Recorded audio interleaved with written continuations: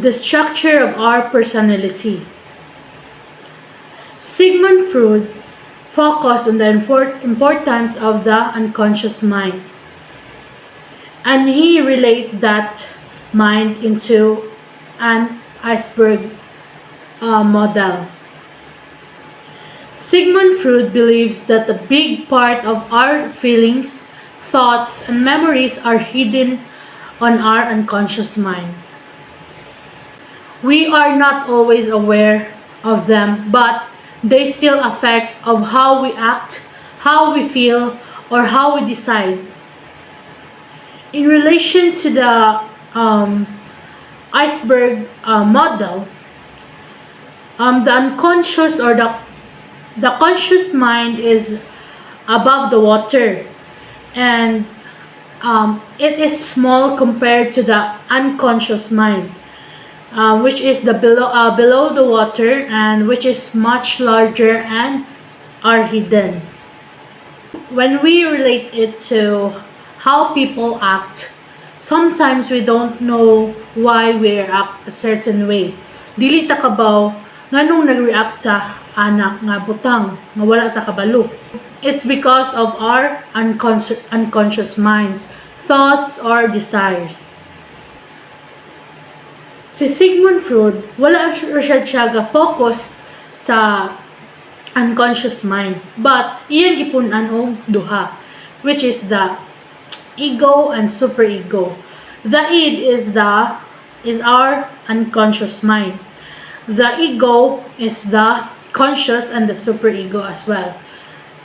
Id means pleasure-seeking, immature, impulsive, childlike, and cannot delay gratification. While the ego means I, works on the reality principle, controls the id, and can delay pleasure. Last, the superego, the conscience and moral judge of conduct. Now, I will be giving you a situation that you will identify, and let's see if you are correct. So, first situation. I want to play instead of studying for the test. Daganta mo 3 seconds para maka-think. 3, 2, 1. Then the second one is, I'll study for 30 minutes, then take a short break. 3, 2, 1. The next one, I should study hard because it's my duty as a student. 3, 2, 1. So, I will be giving you the answer. So, the first situation, example number 1, I want to play instead of studying for the test, and the answer is id. Why id? The answer is id because wala siya ga think kung unsay consequences nga pwedeng may tabo. Ang iyang ginuhuna ra kay ang satisfaction ra niya without the consequence at the end. The next situation is, the answer is ego. Why ego? Because ego is the balancer of the id. So, ang iyang ingon nga, she or he will study na lang for 30 minutes and then take a short break, which is ang ihatong ego nga iyang gipa ihatong ego nga nagsulti sa iyaha.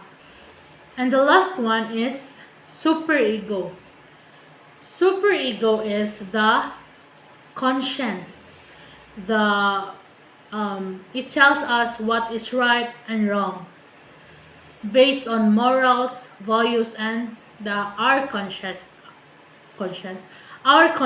rather. So sa atong i-relate siya sa situation 3, ang situation nato kay I should study hard because it's my duty as a student. So iyahan ning super ego nga iyang conscience, iyang moral, iyang dignity, iyang values nga nag-speak sa iyaha. So again, there are three structure of our personality. The first one, id, which is the focus yun ni Sigmund Freud, ang atong unconscious mind. The second one, the ego.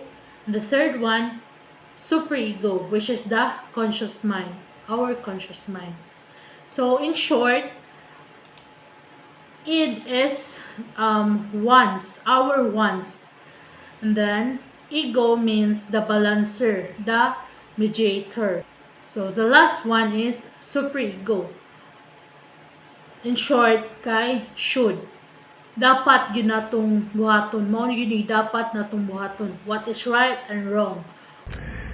So, hi everyone, good morning, and I'm here in front of you to tackle about the conscious mind and unconscious mind. So, okay, imagine your mind is like a big playground with two parts. Number one is the conscious mind, which is the ego.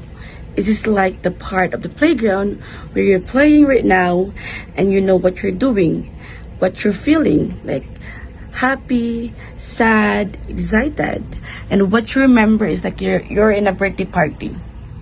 And then the unconscious mind, this is like a hidden part of the playground under the ground.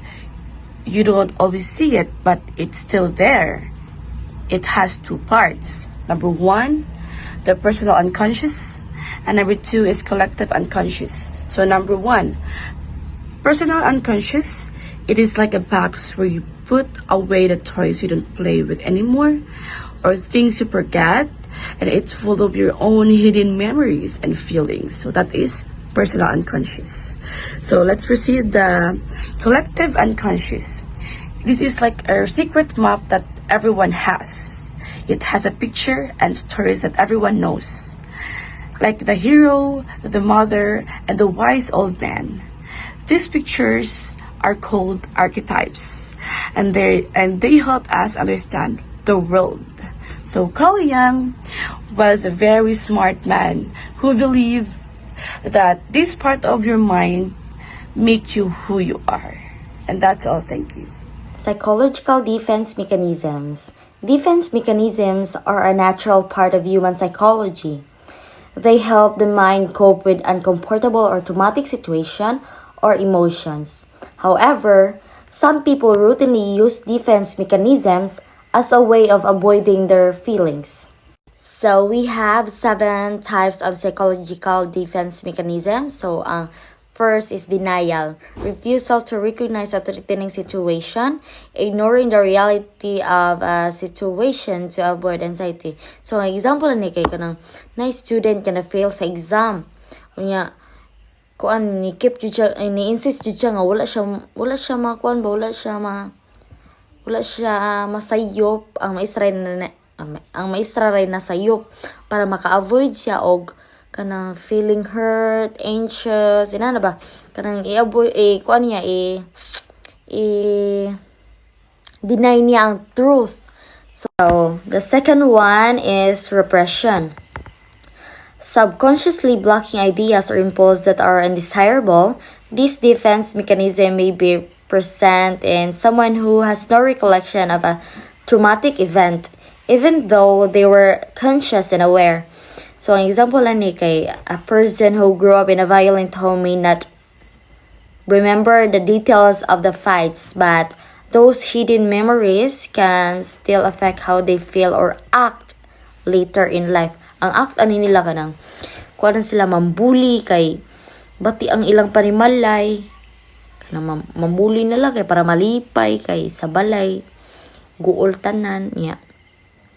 Nakoy classmate sa una experience nako ba. Nakoy classmate sa una nga mambuli siya kay kuan kanang kay kulang siya attention, love sa iyang parents. Nya wala mo siya papa. Mama ra may naa niya, yung mama kay nag-work. Kay para na sila'y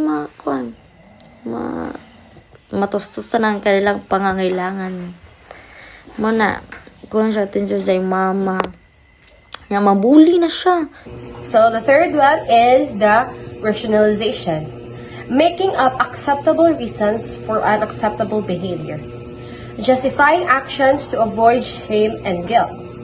So, number 4, projection.